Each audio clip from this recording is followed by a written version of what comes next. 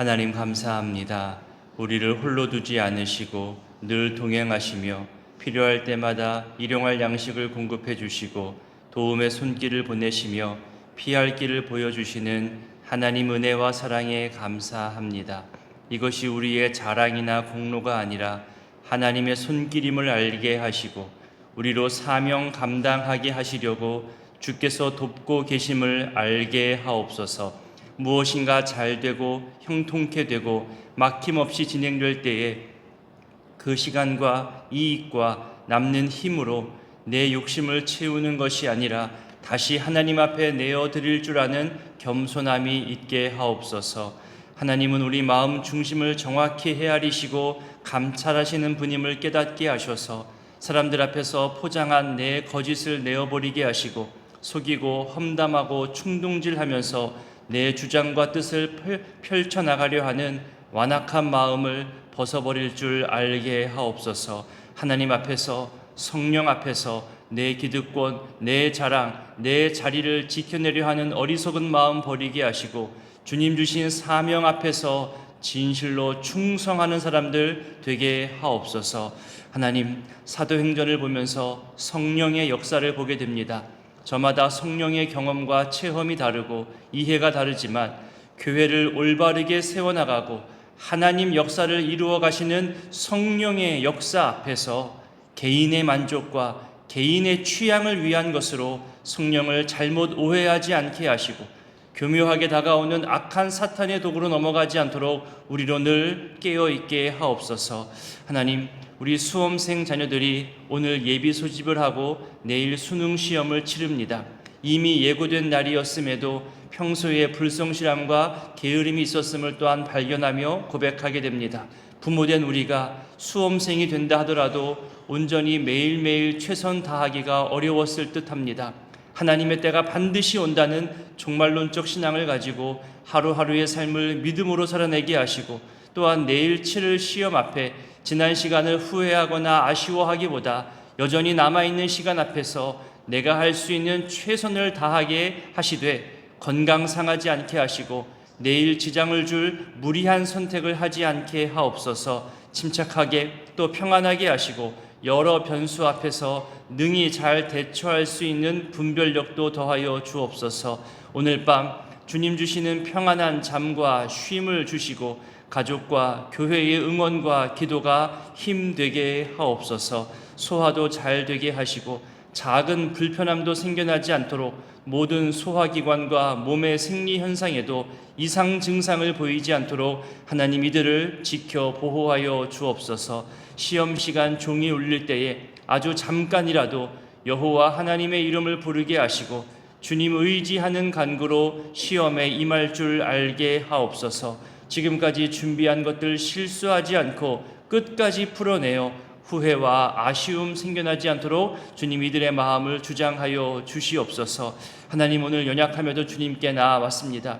추위와 또 여러 가지 건강에 이상이 있음에도 불구하고 하나님 의지하고자 하나님 붙들고자 나온 거룩한 발걸음들이 있사오니 이들과 함께하여 주시고 이들의 마음을 헤아려 주시고 이들의 모든 연약함을 주의 강건함으로 채워 주시옵소서. 이 새벽에도 주님께 나올 때에 감사의 예물로 1000번째 예물로 주님께 올려드리오니 모든 간구의 마음을 친히 들으시고 응답하여 주시옵소서. 이제 말씀 앞에 나아가오니 오늘 하루 감당할 수 있는 말씀을 깨닫게 하시고 도전케 하시고 또 함께 하신 하나님을 발견케 하여 주시옵소서.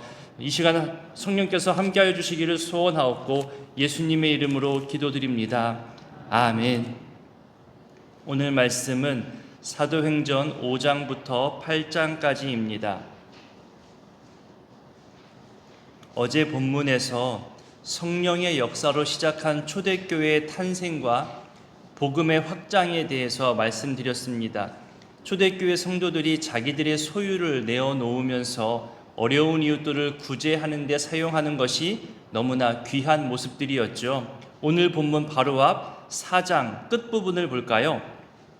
4장 32절부터 보면 믿는 무리가 같은 마음으로 서로 쓸 것을 나누는데 은혜와 감동을 받은 이들이 또 밭과 집이 여유 있는 자들이 자기 소유들을 팔아서 가난한 사람들을 위해서 내어놓으면 사도들이 각 사람의 필요를 헤아려 형편에 맞게 나누어 주었다고 합니다. 이 분위기가 이어지면서 오늘 5장이 시작하는 거죠. 아나니아와 삽비라 부부도 소유가 꽤 되었나 봅니다. 그 소유를 팔았는데 값이 꽤 나왔고 또 그 중에 일부를 감추어 드려도 전부 드린 것처럼 생각할 정도니까요. 하지만 하나님은 속일 수 없지요. 우리 1절부터 6절까지를 읽어보겠습니다. 아나니아라 하는 사람이 그의 아내 삽비라와 더불어 소유를 팔아 그 값에서 얼마를 감춤해 그 아내도 알더라. 얼마만 가져다가 사도들의 발 앞에 두니 베드로가 이르되 아나니아야 어찌하여 사탄이 내 마음에 가득하여 내가 성령을 속이고 땅값 얼마를 감추었느냐. 땅이 그대로 있을 때에는 내 땅이 아니며 판 후에도 내 마음대로 할 수가 없더냐. 어찌하여 이 일을 내 마음에 두었느냐. 사람에게 거짓말한 것이 아니요 하나님께로다. 아나니아가 이 말을 듣고 엎드려져 혼이 떠나니 이 일을 듣는 사람이 다 크게 두려워하더라. 젊은 사람들이 일어나 시신을 싸서 메고 나가 장사하니라. 그리고 이어지는 7절부터는 같은 내용으로 그 아내까지 죽게 되는 사건입니다. 지금 초대교회 내외로 여러 가지 어려움이 있는데요. 밖에서는 사내들인 종교 지도자들의 정치적 또 종교적 기득권으로 인해서 외부적 탄압이 있었고요. 또 안에서는 여기 본문처럼 아나니아 삽비라 부부의 헌신과 봉사에도 죽임을 당하는 사건, 그리고 히브리파 성도들과 헬라파 성도들 간의 갈등으로 초대교회는 안팎으로 지금 어려움을 겪고 있는 상황입니다. 여러분, 교회는 모든 시대마다 어려움이 늘 있어 왔습니다. 오히려 어렵지 않으면 교회는 타락했습니다. 교회를 어렵게 하는 것에는 사람의 실수, 잘못된 오해와 판단, 일시적인 이런 어려움도 있지만 사탄이 작정하고 방해하는 어려움도 나타납니다. 3절을 다시 볼까요? 3절에 보니까 사탄이 네 마음에 가득하여 성령을 속였다고 말하고 있죠. 그러니까 초대교회가 탄생하여서 아름다운 모습으로 또 자기 희생과 나눔으로 그렇게 뿌리 내리며 막 성장해 나가고 있는 이때에 사탄이 들어와 몰래 방해하려 한 거죠. 이것이 시기 질투일 수 있고 거짓말로 나타날 수 있고 기득권을 지키기 위한 모습으로 나타날 수 있습니다. 무엇이 되었든 교회의 순수성과 하나됨을 깨트리려 하는 악한 의도를 가진 것들입니다. 만약 이 사건을 그냥 방치했다면 그 거짓된 소유로 인하여서 더 많은 사람들이 일시적 도움을 받을 수 있었겠죠. 또 봉사와 또 헌신과 나눔이 또 계속 번져나갈 수도 있었겠죠. 하지만 이것이 변질되고 또 자만이 되고 교만이 되고 더 큰 거짓이 틈타 들어올 수 있는 위험이 생겨났을 겁니다. 사탄은 드러나게 행동하기도 하고 또 교묘하게 숨어서 신앙으로 위장하여 행동하기도 합니다. 그리고 본인이 사탄의 도구라는 생각도 들지 못하게 오히려 열심인 사람을 이용하기도 하지요. 자기가 주장하는 것이 오히려 하나님의 역사를 드러내는 것이라 착각하게 하여서 더 열심으로 방해하기도 합니다.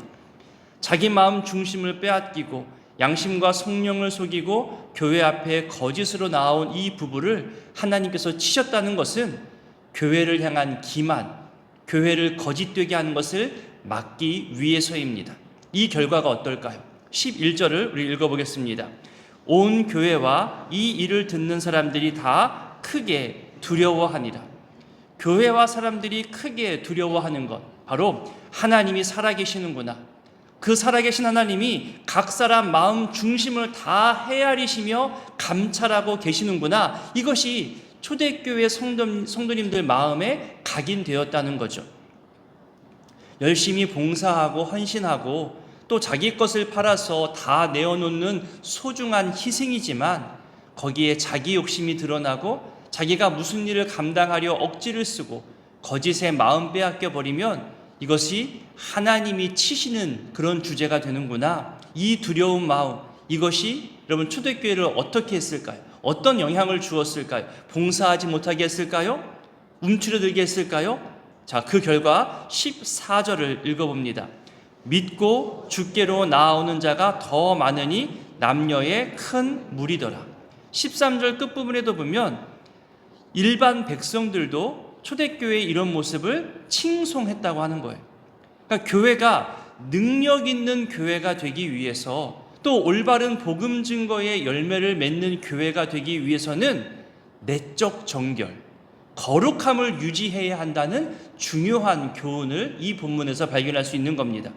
수단과 방법을 가리지 않고 외적 성장과 열매를 맺기 위해서 몰두하다가 무너지는 교회가 한두 개가 아니잖아요. 거짓과 부정이 있어도 결과만 좋으면 되지, 그런 세속적 가치가 교회 안에 많이 들어와 있습니다.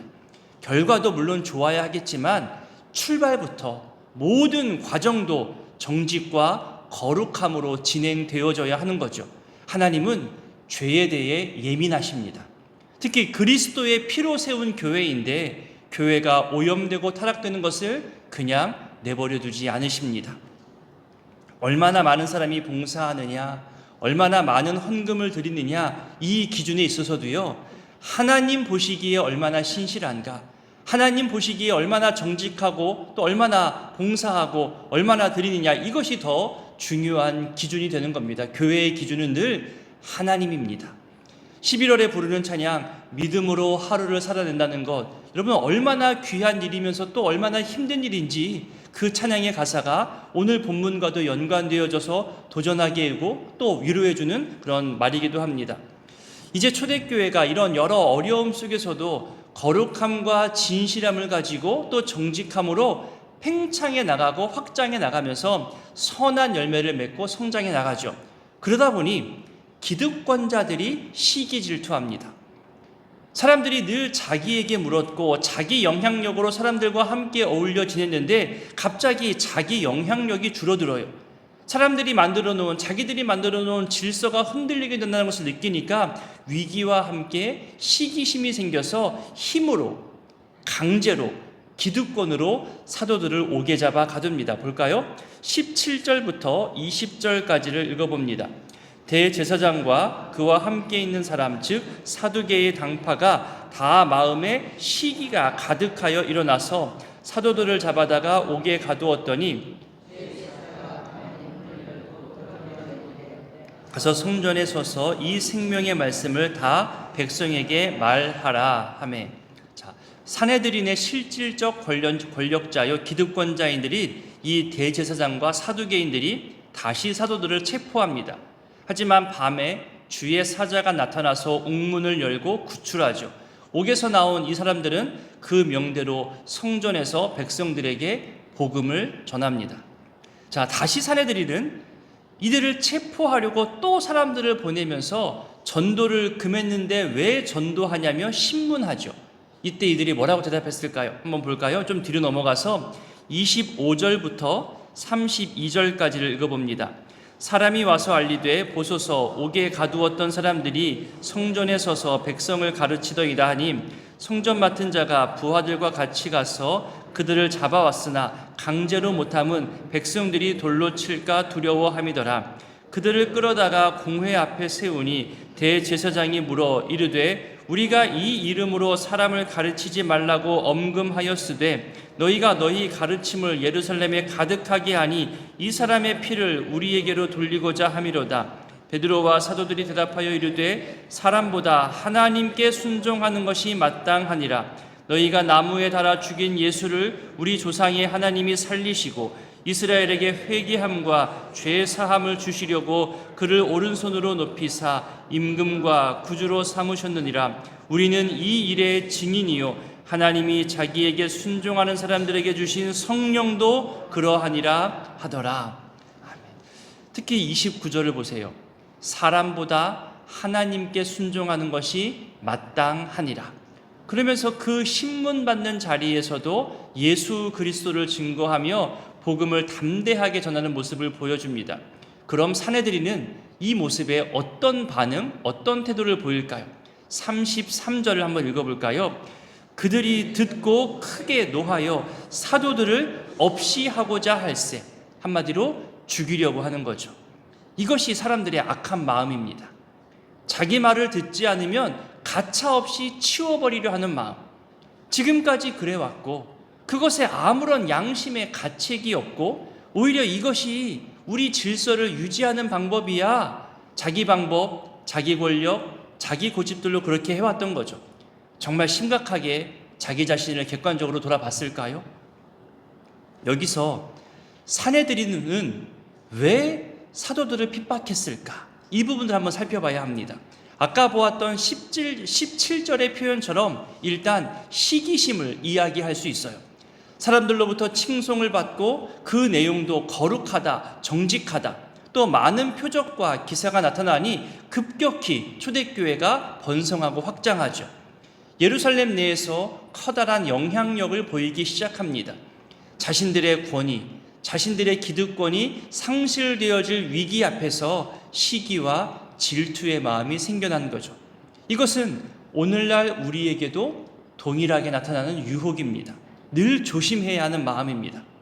누군가가 잘 될 때, 누군가가 인정받을 때, 누군가가 무언가 칭찬받을 만한 일을 했을 때 그것이 마땅히 함께 격려하고 축하할 일임에도 불구하고 왜 저 사람만, 나는, 이렇게 시기 질투의 마음이 우리를 상하게 할 수 있어요. 흔히 말해서 좀 우스개 말이긴 하지만 섭섭마귀라고 하잖아요. 우리를 서운하게 하고 내 마음을 섭섭하게 하는 그 유혹에 늘 조심해야 하는 그런 교훈이 생깁니다. 또 하나 생각해 볼 것은요, 28절 표현을 보세요. 사내들이는 자기들이 예수님을 죽였다는 그 책임을 계속 회피하려고 합니다. 사도들의 활동 때문에 예수 그리스도의 복음이 예루살렘에 가득 퍼지게 되죠. 메시아인 예수를 무지함으로, 무고함으로 죽였다는 말이 나올 것이라 예상하고 두려워한 거죠. 그래서 그 두려움이 커지면서 이 복음을 전하는 사도들을 잡아가두고 심지어 죽이고자 하는 겁니다. 자기들의 잘못을 가리우기 위함인 거죠. 시기, 질투, 분노의 감정은 사탄이 내 마음에 들어오는 가장 안전하고도 빠른 지름길이라고 몇 번 강조해 드린 적이 있습니다. 거룩한 신앙을 한꺼번에 무너뜨리는 방법도 바로 시기, 질투, 분노입니다. 본인은 나를 개발하고 공동체를 위한 좋은 마음이라고 말할 수 있겠지만 조금만 나의 테두리를 벗어나 보면 알게 됩니다. 내 가족, 내 주변 사람들 말만 듣지 말고 한두 단계 더 벗어나서 자기를 돌아볼 줄 아는 객관화. 그래서 늘 이 객관화가 중요한 자기 점검이 되는 거거든요. 이런 상황과 죽음의 위기 속에서도 하나님은 늘 일하시고 피할 길을 주시거나 돕는 손길을 주십니다. 34절과 35절을 읽어봅니다. 바리새인 가말리엘은 율법 교사로서 모든 백성에게 존경을 받는 자라.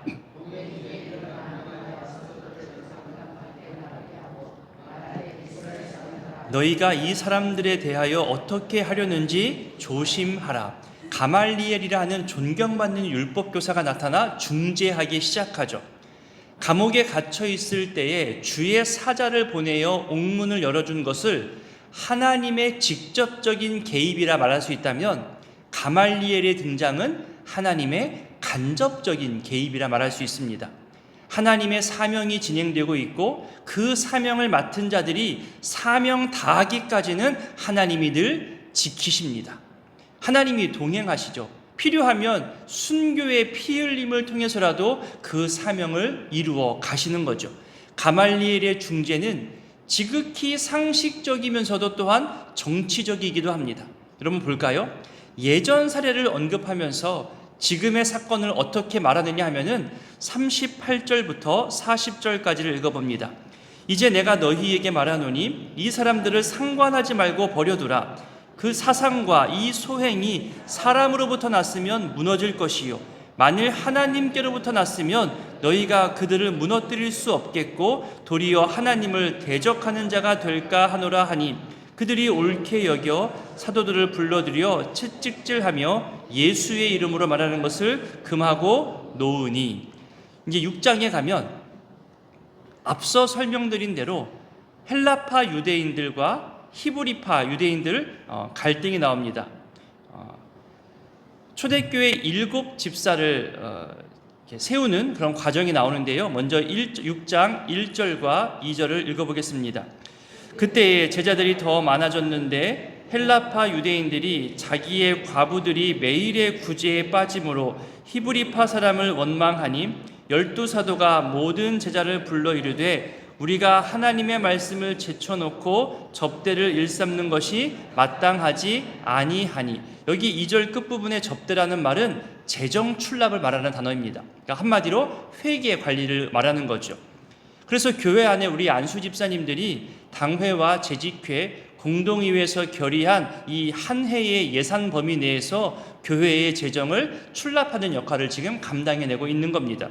그리고 이런 협력의 결과가 바로 7절에 드러나죠. 7절도 읽어봅니다.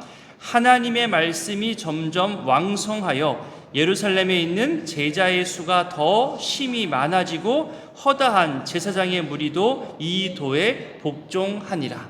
아멘. 이제 6장 후반부에 가면 7 집사 중에 한 명인 스데반을 잡아서 이기기 위해 거짓 증언으로 몰아세웁니다. 12절과 13절을 보십시오. 충동시키고 억지 주장과 거짓 증언을 모으죠. 순수하게 예수님에 대해서 증언하고 설명하지만 마음이 완악한 자들은 그것을 왜곡하고 거짓을 보태고 충동질하고 자기 의견을 보태서 고소고발 조건을 맞추기 위해 애를 쓰고 있는 겁니다. 우리도 그럴 때 있잖아요. 내 주장을 내세우기 위해서 상대방 주장을 왜곡합니다. 험담하죠. 있지도 않은 사실을 말하고 우려를 이야기하면서 그렇게 하면 안 돼 하면서 충동질하거나 끝까지 밀어붙일 때 있습니다. 여기에 답하는 내용이 7장 전체의 스데반의 설교입니다. 예수 복음의 정통성에 대해서 말하면서 아브라함부터 시작해서 유대인들 전체 역사와 함께 설명하는 내용입니다. 정작 이 스데반이 이스라엘 전체의 역사를 말하면서 마지막에 본인이 해야 할 말, 강조할 말을 하고 있죠. 한참 뒤로 넘어가서 7장 51절부터 53절까지 스데반이 어떤 말을 하고자 했는지 한번 보겠습니다. 51절부터 읽습니다. 목이 곧고 마음과 귀에 할례를 받지 못한 사람들아, 너희도 너희 조상과 같이 항상 성령을 거스르는도다. 너희 조상들이 선지자들 중에 누구를 박해하지 아니하였느냐? 의인이 오시라고 예고한 자들을 그들이 죽였고 이제 너희는 그 의인을 잡아준 자요 살인한 자가 되나니 너희는 천사가 전한 율법을 받고도 지키지 아니하였도다 하니라. 아멘. 이 말을 듣고 사람들이 또 분개하죠. 바로 그 다음 나오잖아요. 54절에 이 말을 듣고 마음에 찔려 그를 향하여 이를 갈거늘. 결국 스데반이 순교당합니다.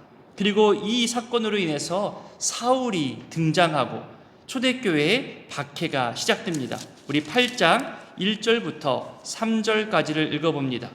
사울은 그가 죽임당함을 마땅히 여기더라. 그날에 예루살렘에 있는 교회에 큰 박해가 있어 사도 외에는 다 유대와 사마리아 모든 땅으로 흩어지니라. 경건한 사람들이 스데반을 장사하고 위하여 크게 울더라. 사울이 교회를 잔멸할세 각 집에 들어가 남녀를 끌어다가 옥에 넘기니라. 이런 사울이 내일 본문 9장부터는 이제는 바울로 바뀌어가는 그것이 이제 나오게 되지요. 오늘의 이 말씀들을 기억하며 여러분 기도했으면 좋겠습니다. 아나니아 삽비라 부부 사건을 통해서 교회에는 거룩성과 정직성 그리고 하나님을 두려워하는 여호와 경외의 신앙이 정말로 필요하구나. 이것을 잃어버리는 순간 교회가 사람들의 말에 타락할 수 있겠구나. 이 경각심을 갖고 더욱더 거룩함 또 경외함을 갖는 교회 되기를 위해서 기도해 주셨으면 좋겠습니다. 안수받는 또 교회 리더십들이 또 안수받은 교회 리더십들이 시기 질투가 아니라 협력과 복음 증거로 충성의 일꾼 되기를 계속해서 교회 리더십들을 위해서 기도해 주시기 바랍니다. 내일 있을 수능 시험을 위해서 또 수험생들과 그 가족들의 평안함과 담대함을 위해서 중보해 주시기를 부탁드립니다. 함께 주기도문으로 기도하겠습니다. 하늘에 계신 우리 아버지, 아버지의 이름을 거룩하게 하시며 아버지의 나라가 오게 하시며 아버지의 뜻이 하늘에서와 같이 땅에서도 이루어지게 하소서. 오늘 우리에게 일용할 양식을 주시고 우리가 우리에게 잘못한 사람을 용서하여 준 것 같이 우리 죄를 용서하여 주시고 우리를 시험에 빠지지 않게 하시고 악에서 구하소서. 나라와 권능과 영광이 영원히 아버지의 것입니다. 아멘. 5장. 아나니아라 하는 사람이 그의 아내 삽비라와 더불어 소유를 팔아 그 값에서 얼마를 감춤해 그 아내도 알더라. 얼마만 가져다가 사도들의 발 앞에 두니 베드로가 이르되 아나니아야, 어찌하여 사탄이 내 마음에 가득하여 내가 성령을 속이고 땅값 얼마를 감추었느냐? 땅이 그대로 있을 때에는 내 땅이 아니며 판 후에도 내 마음대로 할 수가 없더냐? 어찌하여 이 일을 내 마음에 두었느냐? 사람에게 거짓말한 것이 아니요 하나님께로다.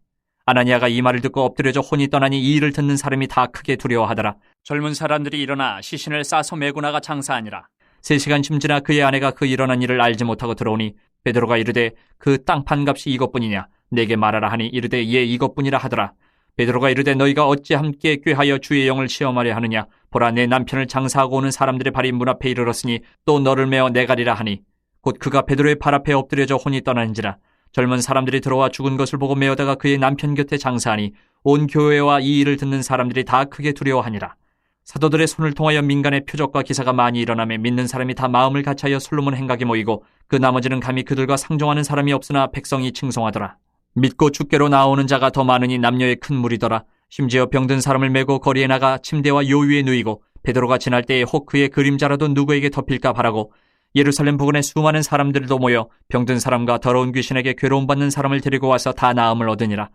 대제사장과 그와 함께 있는 사람 즉 사두개인의 당파가 다 마음의 시기가 가득하여 일어나서 사도들을 잡아다가 옥에 가두었더니 주의 사자가 밤에 옥문을 열고 끌어내어 이르되 가서 성전에 서서 이 생명의 말씀을 다 백성에게 말하라 하매 그들이 듣고 새벽에 성전에 들어가서 가르치더니 대제사장과 그와 함께 있는 사람들이 와서 공회와 이스라엘 족속의 원로들을 다 모으고 사람을 옥에 보내어 사도들을 잡아오라 하니 부하들이 가서 옥에서 사도들을 보지 못하고 돌아와 이르되 우리가 보니 옥은 든든하게 잠기고 지키는 사람들이 문에 서 있을 때 문을 열고 본즉 그 안에는 한 사람도 없더이다 하니 성전 맡은 자와 제사장들이 이 말을 듣고 의혹하여 이 일이 어찌 될까 하더니 사람이 와서 알리되 보소서 옥에 가두었던 사람들이 성전에 서서 백성을 가르치더이다 하니 성전 맡은 자가 부하들과 같이 가서 그들을 잡아왔으나 강제로 못 참은 백성들이 돌로 칠까 두려워함이더라.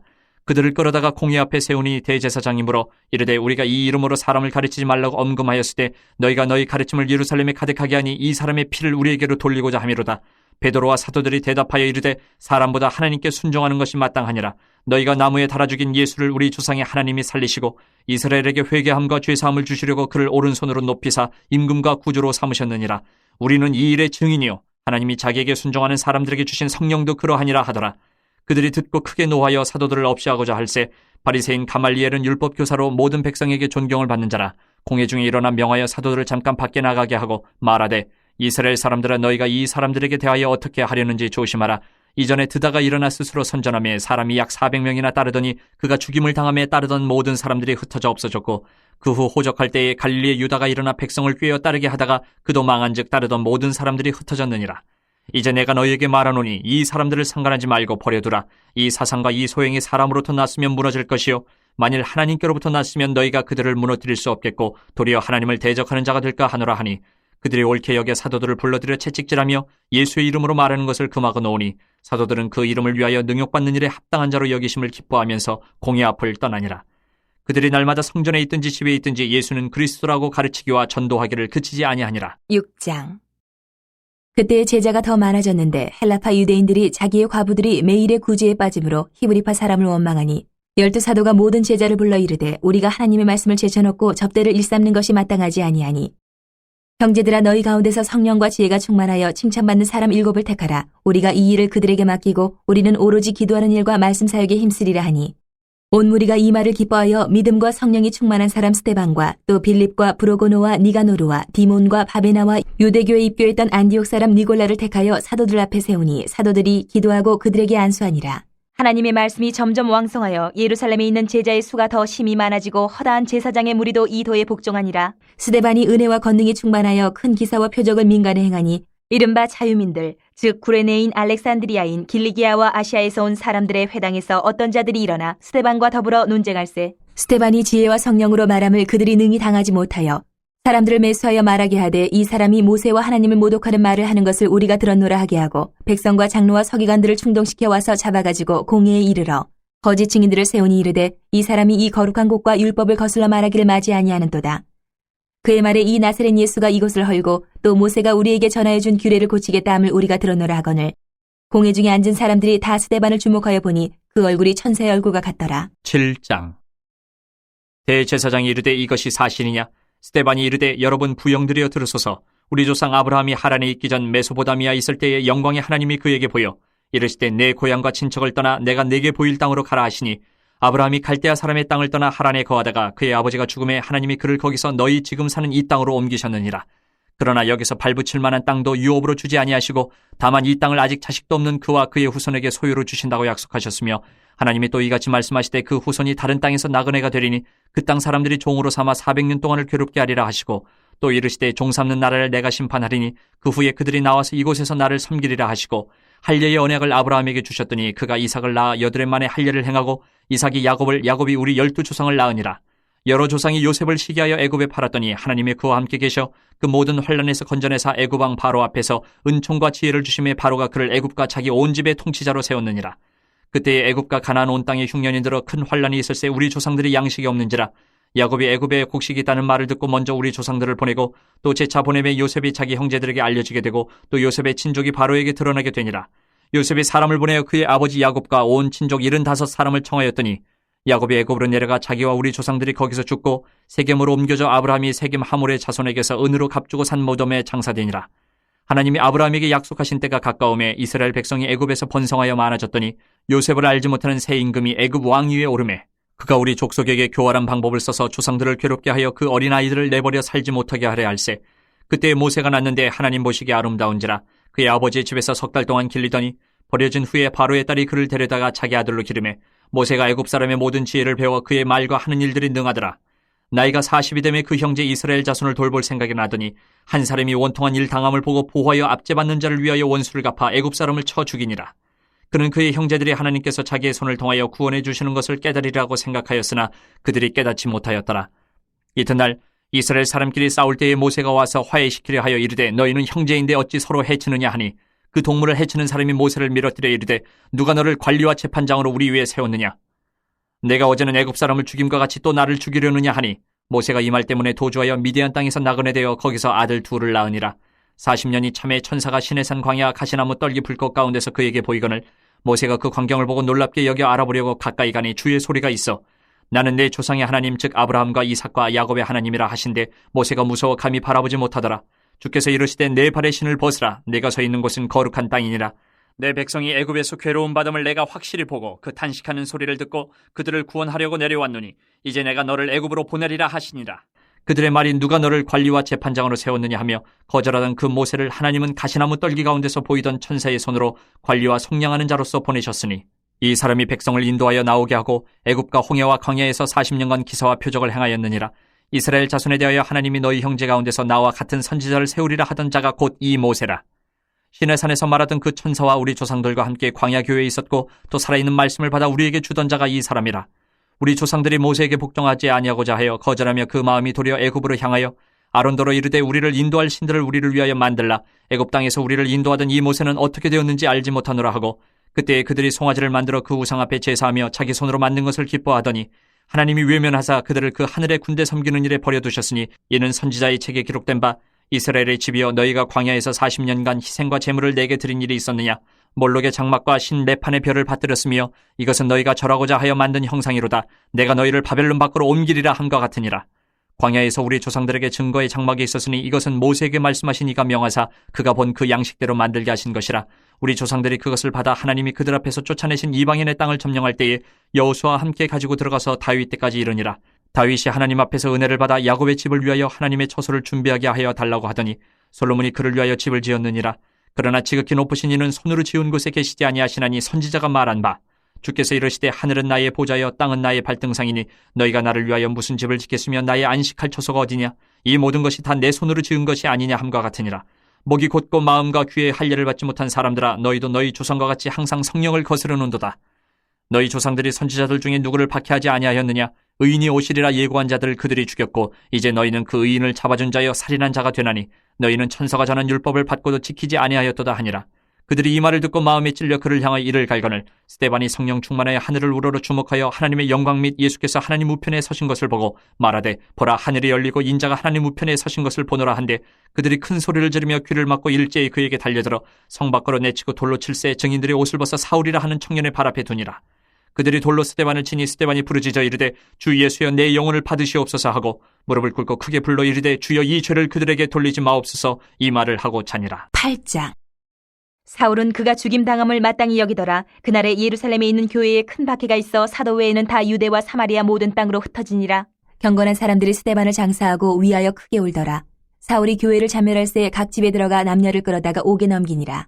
그 흩어진 사람들이 두루 다니며 복음의 말씀을 전할새 빌립이 사마리아 성에 내려가 그리스도를 백성에게 전파하니 무리가 빌립의 말도 듣고 행하는 표적도 보고 한마음으로 그가 하는 말을 따르더라. 많은 사람에게 붙었던 더러운 귀신들이 크게 소리를 지르며 나가고 또 많은 중풍병자와 못 걷는 사람이 나으니 그 성에 큰 기쁨이 있더라.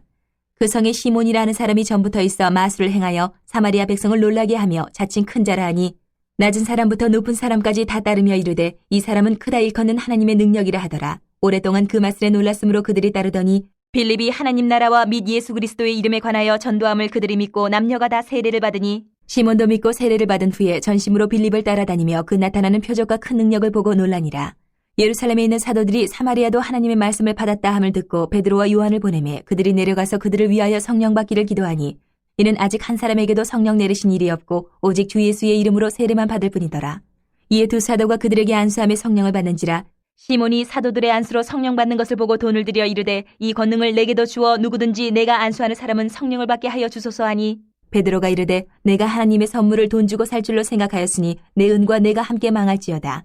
하나님 앞에서 내 마음이 바르지 못하니 이 도에는 내가 관계도 없고 분깃될 것도 없느니라. 그러므로 너의 이 약함을 회개하고 주께 기도하라. 혹 마음에 품은 것을 사하여 주시리라. 내가 보니 너는 악독이 가득하며 불의에 매인 바 되었도다. 시몬이 대답하여 이르되 나를 위하여 주께 기도하여 말한 것이 하나도 내게 임하지 않게 하소서 하니라. 두 사도가 주의 말씀을 증언하여 말한 후 예루살렘으로 돌아갈새 사마리아인의 여러 마을에서 복음을 전하니라. 주의 사자가 빌립에게 말하여 이르되 일어나서 남쪽으로 향하여 예루살렘에서 가사로 내려가는 길까지 가라 하니 그 길은 광야라. 일어나 가서 보니 에디오피아 사람 곧 에디오피아 여왕 간다게의 모든 국고를 맡은 관리인 네시가 예배하러 예루살렘에 왔다가 돌아가는데 수레를 타고 선지자 이사야의 글을 읽더라. 성령이 빌립더러 이르시되 이 수레로 가까이 나아가라 하시거늘 빌립이 달려가서 선지자 이사야의 글 읽는 것을 듣고 말하되 읽는 것을 깨닫느냐. 대답하되 지도해주는 사람이 없으니 어찌 깨달을 수 있느냐 하고 빌립을 청하여 수레에 올라 같이 앉으라 하니라. 읽는 성경 구절은 이것이니 일렀으되 그가 도살자에게로 가는 양과 같이 끌려갔고 털 깎는 차 앞에 있는 어린 양이 조용함과 같이 그의 입을 열지 아니하였도다. 그가 굴욕을 당했을 때 공정한 재판도 받지 못하였으니 누가 그의 세대를 말하리요. 그의 생명이 땅에서 빼앗김이로다 하였거늘 그 네시가 빌립에게 말하되 청컨대 내가 묻노니 선지자가 이 말한 것이 누구를 가리킴이냐 자기를 가리킴이냐 타인을 가리킴이냐. 빌립이 입을 열어 이 글에서 시작하여 예수를 가르쳐 복음을 전하니 길 가다가 물 있는 곳에 이르러 그 네시가 말하되 보라 물이 있으니 내가 세례를 받음에 무슨 꺼리낌이 있느냐. 이에 명하여 수레를 멈추고 빌립과 네시가 둘 다 물에 내려가 빌립이 세례를 베풀고 둘이 물에서 올라올새 주의 영이 빌립을 이끌어간지라. 네시는 기쁘게 길을 가므로 그를 다시 보지 못하니라. 빌립은 아소도에 나타나 여러 성을 지나다니며 복음을 전하고 가이사랴에 이르니라.